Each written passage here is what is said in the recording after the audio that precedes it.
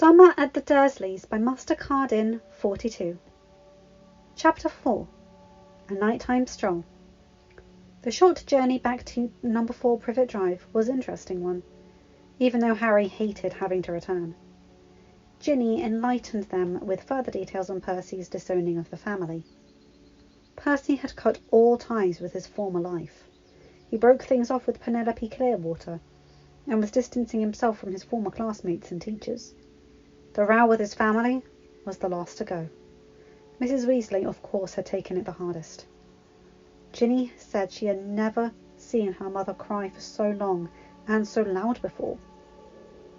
This turned out to be the reason for Ginny's delay, as Mrs. Weasley, in her distressed state, had changed her mind and wanted Ginny to stay. It took some time and effort for Mr. Weasley, Ginny, and her brothers, but Mrs. Weasley finally gave in and tearfully allowed Ginny to leave. All this only added to Harry's newfound guilt to coming between Percy and his family, though he tried not to dwell on this. Ron's reaction was the strongest of all. He, like Ginny, felt tremendous anger towards his strictest brother. There were moments during Ginny's explanation when Ron looked like he was about to yell to into the sky, for which Harry nor Hermione had to calm him down. Hermione and Neville were also upset, yet more upset towards what Percy was doing to his family. "Backstabbing prat," grunted Ron through teeth. "To think he was Mum's favourite." "Not anymore. Bill actually had to stop by to calm her down," said Ginny. "But still, even for someone as ambitious and rule-crazy as Percy, to turn his back on his family," said Hermione. "Yeah. I mean, we always thought he was strict and pompous, but not to the extent of this," said Neville, agreeing. Ron was still seething in anger. "I swear, the next time I see him, I'll hex him." "Ron!" snapped Hermione. "What? You would do it if you were a brother and he did something like this. You'd act the same," retorted Ron. "He's not alone, Hermione," said Ginny, still upset. "Me, George and Fred and even Bill, when he heard all, he wanted to hex Percy. The thing is, Dad was so angry, I don't think he would mind if we hexed the prat." "See?" said Ron to Hermione. "I almost hexed him. Had to stop myself. He told me that if Harry tried to hurt me in any way, I should contact him," exclaimed Ginny. "Really?" said Ron. "What did he tell him?" "I told him to bugger off and I can handle myself, and I trust Harry." Harry, who had remained quiet for the most of this exchange, turned to Ginny with a blank expression. He'd expect this type of fierce loyalty from Ron, Hermione, or Sirius, but not Ginny. Although she clearly harboured a girlhood crush on him for some time, and he did save her life in the Chamber of Secrets, he always assumed her feelings never extended past those points.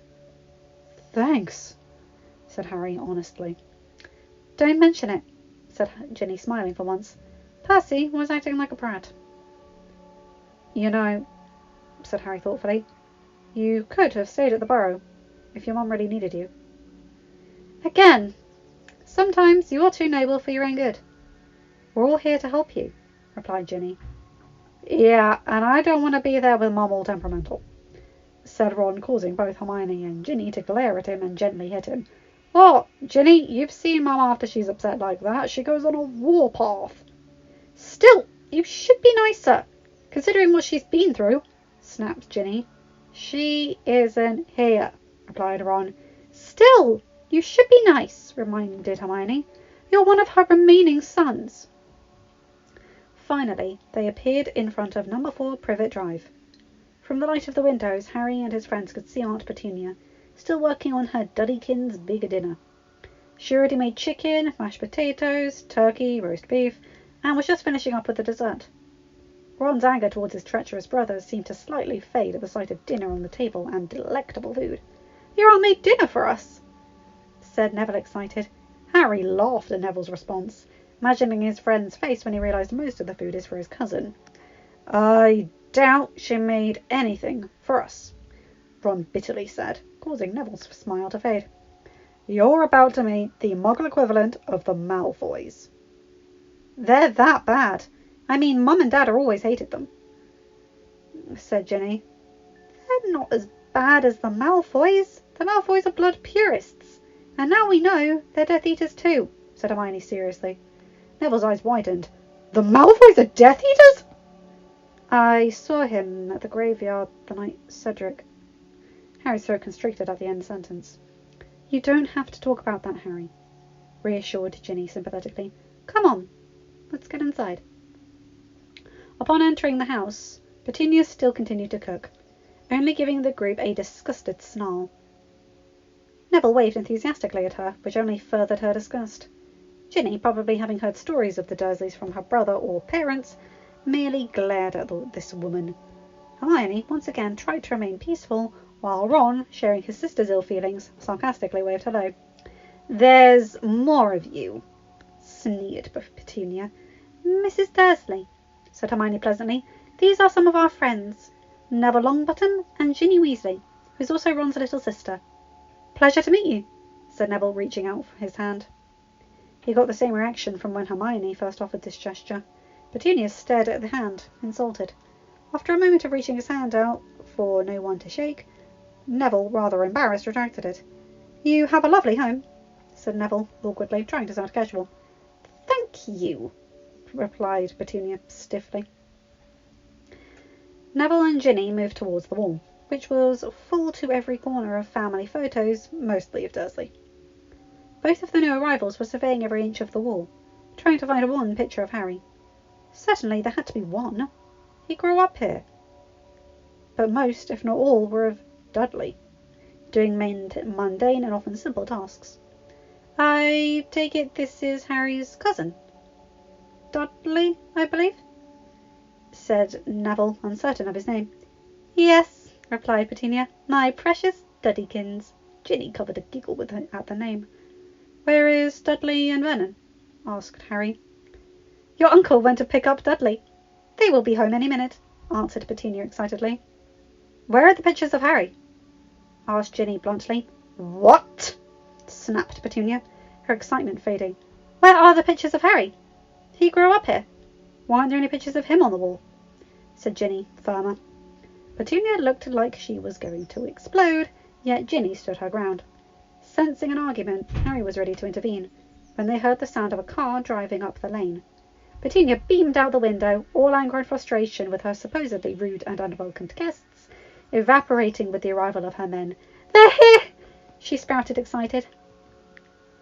Petunia rushed to the dining room and placed the dessert, a pudding cake similar to the one Dobby, the house elf, threw at the Masons in before Harry's second year at Hogwarts, on the table. Harry sighed, knowing that his friends hated Vernon and Petunia. They'd despise Dudley, his fat bully of a cousin. This should be fun, muttered Ron to Harry and Hermione. Seconds later, the door opened and Dudley walked in like he owned the place, dropping his bags lazily on the floor. Uncle Vernon, proudly staring at his son, patted him on the back, while Petunia, rushing past Harry and his friends, joined her husband in admiring their average son. Harry noticed Dudley had indeed changed. He had lost much of his weight and gained more muscle, yet his cousin still remained his large and brutish features. Harry thought he now, instead of resembling an adult pig, Dudley resembled a baby rhinoceros. There's our champion, beamed Petunia, planting kisses on Dudley's cheeks. The pride of Smeltings, said Vernon in the same tone of enthusiasm. Then again, as I have said before, Dursley men are all athletic. Harry silently sniggered, looking at the fat walrus of a man that was his Uncle Vernon, while Ron, Ginny and Neville stared at Dudley, confused as to why Harry's aunt and uncle would be more impressed with this brutish lump of a boy rather than Harry Potter. Hermione, still trying to keep the peace and be polite, smiled at Dudley, though she was as unimpressed as the others. Harry smiled. Wait till they see what he's really like, he thought. Finally, Dudley turned his attention to his cousin and the 4 other wizards, staring with the same clear loathing his parents had shown to anything related to magic or Harry. Who are they? Said Dudley rudely. Are those the other freaks from the school? Dudley said in an attempt to whisper to his father, but loud enough for the others to hear. Yes. Unfortunately, his lot has forced him to take them, but only for the summer, said Vernon, disgruntled. Harry glared at his family, angered and insulted. Ron and Ginny shared his expressions. Neville looked confused as to why Harry's family would act this way around his friends, while Hermione's positivity faded, and an upset frown crossed his face. "Forget about them, sweetums," reassured Petunia. "I won't let anyone ruin your coming home dinner. Now, come on, I've made all your favourites." As his mother rushed Dudley into the dining room, Uncle Vernon took one glance at the added wizards of his house, snorted with a mixture of disgust and distaste. He walked over to Ginny and Neville, staring down at them at his most intimidating. Neville looked a bit nervous, while Ginny looked annoyed. Vernon then turned to Harry, sternness in his eyes. "The same rules apply to them, boy," he said coldly. "No funny business, no nonsense, no magic." He whispered the last words with great discomfort, as if it pained him to say that one word. With that, he left for the dining room. Ginny stared up at Harry stunned. "I can't believe it," she said. "There is actually someone I want to hex more than Percy right now." Odd he didn't explain the rules. "Like he did with me and Hermione," said Ron silently. "Probably too happy his precious Duddykins is back," said Harry, half sarcastic and half serious. "But you're Harry Potter," said Neville, still confused. "Why wouldn't they be proud of you? You're a wizard, after all." Harry was often caught off guard when witches and wizards learnt that not only did his relatives care little for magic, but they downright hated it. Nor that they cared little for the famous Harry Potter. Then again, most witches and wizards, even among Harry's close friends, knew very little of what muggles are like, or what they care for. Harry's view, coming from his relatives and their neighbours, was that muggles valued societal normalcy and general appearances above all else. "Look, they hate magic, so just avoid talking about it and avoid them," said Harry wearily. "Come on, let's join them." Ignoring the stares of concern and worry from his friends, Harry led them into the Dursley dining room. Vernon, Petunia and Dudley were already seated, with Dudley at the centre of the table, staring at the array of his favourite meals before him. Ron's anger and frustration towards the Dursleys faded once he saw the meal prepared before him. Having inherited the famous Weasley appetite, Ron dreamily stared at this dinner table, sweetly reminded of his mother's legendary cooking. Harry instead bitterly looked at the added seats and tableware for him and his friends. While Aunt Petunia had spared no expense for her prodigal son, having taken out the good plates and silverware usually only reserved for guests, she had only given Harry and his friends leftover paper plates and plastic utensils, saved from one of Dudley's previous birthdays.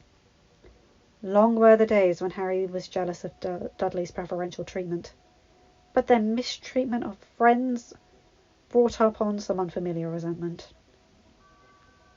Despite their ill feelings, Harry and his friends sat down, joining the Dursleys in Dudley's coming home feast. Petunia stacked Dudley's plate with helpings of everything, and then Vernon's plate, while Harry and his friends helped themselves, though they took their helpings in moderation, considering the stares they were getting from the Dursleys whenever they filled their plates.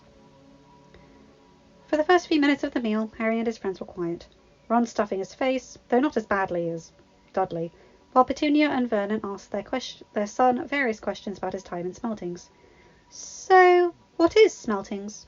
asked Hermione, trying to break the silence. "What is Smeltings?" snapped Vernon, insulted. "Why, it is only the best school in all of Britain. Many great men have walked through Smeltings' doors, including myself and Dudley." "Oh," said Hermione. "What's your name?" asked Dudley to Hermione, surprising the entire table. "Oh, Dudders!" cried Petunia. "How sweet!" "Well," Hermione replied, sounding calm, yet still surprised that one of the Dursleys was somewhat interested in them. "I am Hermione Granger, a friend of your cousin. This is Ron Weasley," she gestured to Ron. "This is his sister, Ginny Weasley, and this is our other friend, Neville Longbottom." "Weasley. Longbottom?" grunted Vernon. "What types of name are those? What happened to normal, respectable names, like Johnson or Williams?" Harry rolled his eyes. He remembered his aunt and uncle once complaining how average his name was. Now they complained that their names were too odd. "You don't seem like one of them," said Dudley in his usual fake kindness that his parents ate up. Well, I'm Muggle-born, which means my parents are more like your parents, replied Hermione. Petunia and Vernon glared at her, taking it as a personal insult to be compared to the parents of a witch, no matter how normal the Grangers seemed to be. But you go to school with him, said Dudley, his fork menacingly pointing to Harry. Yes, Hogwarts. We're all actually in the same house. Before Hermione could finish, Aunt Petunia jumped in. How was your ride, dear? Said Petunia, nervously, not wishing for Dudley to be influenced by the wizarding world. It was fine, dear, although traffic was difficult, replied Vernon, trying to sound casual, though the 4 added wizards at his table made him shift uncomfortably in his seat. And you? What about you? Said Dudley, pointing to Ginny. I'm Ginny. I'm Ron's sister and Harry's friend, replied Ginny aggressively. Dudley, have some more, said Petunia, stacking her son's plate with 3rd helpings. She knew Dudley would never resist food, and she wanted desperately for Dudley to remain as far away from Harry's lot as possible. The rest of the dinner moved amicably. Harry and his friends would remain silent, exchanging annoyed and disgusted glances, while Petunia and Vernon conversed and doted over their son. Dudley would occasionally look up to sneak unsubtle glances at either Hermione or Ginny, which they promptly ignored. By the time dinner was over, Ron was so stuffed he immediately went to bed. Hermione had gone upstairs to get ready for bed, Dudley watching her as she walked up the stairs, while Neville had left early. While Harry had offered to walk him back to Mrs. Figg, Neville, despite his clumsiness, seemed to remember the way, and was desperate to escape the awkwardness of the Dursleys' company, as everyone else, which left Harry and Ginny. Do you want me to get Ron or Hermione to take you back to where you're staying? Asked Harry. No, you can. Hermione's busy and Ron's always out like a light after he eats, replied Ginny.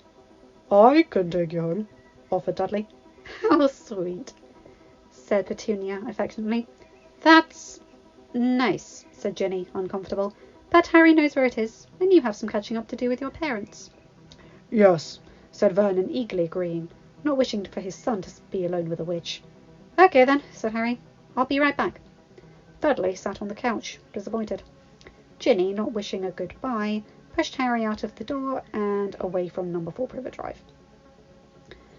As soon as they began walking away from his home, a moment of silence overtook them. He had never had a moment alone with the youngest Weasley. As he admittedly, he sometimes found her girlhood crush on him awkward. Yet something was different. Ginny didn't stare at him dreamily or blush at him. She simply walked casually behind him. I will say this, she said, breaking the silence. They're not as bad as I thought, your relatives. They're still awful, but the way Mum talked about them, I thought they'd hate you. No, said Harry, smiling a bit. Mostly they're keen to insults and anger and disapproving glares. You should hear Mum talk about them, whenever she talks about them. Bunch of delusional, abusive brutes, she said in an impression of her mother. I swear, if they lay one hand on Harry, we'll adopt him on the spot. Harry stared at Ginny, surprised at this revelation. She said she'd adopt me. Ginny only laughed. Of course she said that. After you saved me from the chamber, and with you being Ron's best mate, like it or not, you're a part of the Weasley family now. Harry, despite being taken aback by this, wasn't entirely surprised. The Weasleys had always been kind and caring to Harry. Mrs. Weasley even cried when Rita Skeeter lied that he had stopped at night because he was an orphan. Then there was the hug. The motherly hug that Mrs. Weasley gave him after his ordeal with Voldemort. The Weasleys were there for him when the Dursleys weren't. Oh, good to know, said Harry. Yeah, and at least you didn't disown us, said Ginny sourly. Still hung up about Percy? Of course I am. How could he do this to us? Mum doted and devoted herself to us, and he stabs her in the back. No, not the back. He stabs her in the heart, said Ginny, aggravated. Sometimes people make mistakes. Look at the Ministry, said Harry calmly. Yes, but the family isn't the Ministry. Family sticks together. Family helps you out. After all we did for Percy, he just walks out. family isn't like the ministry or Mike. She stopped herself, having gotten so angry she forgot what she was saying. Harry stared at her, confused. She turned away, embarrassed. What was that last part? Asked Harry. Nothing, replied Ginny. You're sure you don't want to say anything? Asked Harry again. I'm fine, snapped Ginny firmly. Okay, said Harry. Ginny sighed, took a deep breath, seeming to calm herself. Sorry, it's been a long day. And Percy and your relatives aren't the only ones bothering me. You know Michael Corner? The Ravenclaw? I've seen him. Well, we were going out. Oh, said Harry, surprised.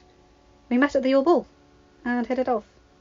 We started going out after the second task, and everything was fine until the end of the year, said Ginny angrily, yet not directing it towards Harry. What happened? Asked Harry, concerned. He asked if I could visit him this year, and I let it slip that I was staying with you. He went mental. Said I had no business staying with you and that you were dangerous, continued Ginny. I'm used to it, said Harry. Doesn't mean it's right, replied Ginny. Anyway, we didn't speak for a bit, until the train ride back. He tried to apologise, but told me I still shouldn't go, and that if you tried to hurt me, that I should call him and he'd set you straight. I'm real scared, said Harry sarcastically, calming some of Ginny's anger. Yes, well, Percy said the same thing. That I should contact him if you try anything. I don't need saving. Why not? Asked Harry. Ginny took another deep breath and looked to be upset. After the chamber. I swore I'd never need saving again. I'd never need a hero. I'd never be a victim again. You don't get it. Why don't I get it? Ginny laughed. You're Harry Potter. You save the day all the time. Harry found some humour in this. Save the day? I've only ever saved the day out of help or luck. Honestly, if Voldemort wasn't arrogant enough to make a two-way portkey, I wouldn't be here. Ginny shuddered at the name. Don't say that name. Why not? You don't get it? What don't I get, Ginny? I have every reason to fear Lord Voldemort the most out of anyone. And I don't.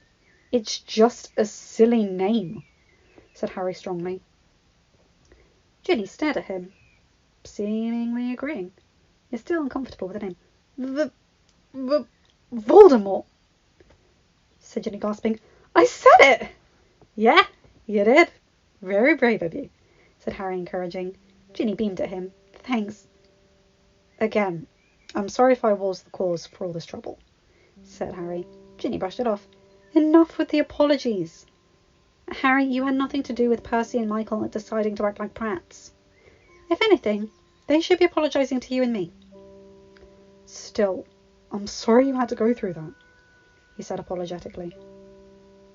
Despite what Ron or my brothers may say, I am not an innocent little girl. I actually used to sneak into the broom shed and practice flying after they had gone to sleep. I didn't know you flew, said Harry. Yeah, said Ginny, slightly embarrassed. Might try out for the team when we go back to school. I'd like to see that, replied Harry. Without realising it, the two of them had reached the Fig house, where Mrs. Fig eagerly waved at them from the window. Both Harry and Ginny had been lost in their conversation, that they had completely forgotten about where they were going and why they were out. Ginny turned to Harry, and despite her trying to conceal it, Harry thought he saw her blushing for a moment. Well, I guess this is good night, said Harry. Good night then, said Ginny, not meeting his eyes. Tell Ron and Hermione good night for me, and tell your relatives to go to hell. Harry laughed. Will do. See you tomorrow. See you then. Harry strangely found himself watching as Ginny entered the home, surprised by how pleasant the evening had turned out. As he began to walk back, thoughts of Ginny soon entered his head, playing Quidditch and flying. He stopped himself right away. What are you doing? He thought. She's Ron's little sister. Just his little sister. Quickly Harry composed himself and began to walk back, the calm and soothing night air gently rustling as the streetlights turned on and Surrey began to fall asleep. End of chapter. Hi guys, hope you enjoyed that because I certainly did. Again, with me being a romantic, you know I ship Harry and Ginny. And also Dudley trying to hit on Hermione and Ginny. Okay, big boy. Let's see how well that works out for you, because I'm looking forward to the fallout. Poor Neville as well, being so naive to how they treat him. I like the detail, though, of Petunia putting out all the good cutlery and the good crockery for Dursley, for Dudley, and then putting out plastic and paper for the others. It's a very apt way to describe it, isn't it? And I like that Harry is seeing this side of Ginny. The real Ginny, you know? Anyway, you guys know the drill. Like, comment and subscribe, yada yada yada. I love you guys. Stay safe. And yeah, bye.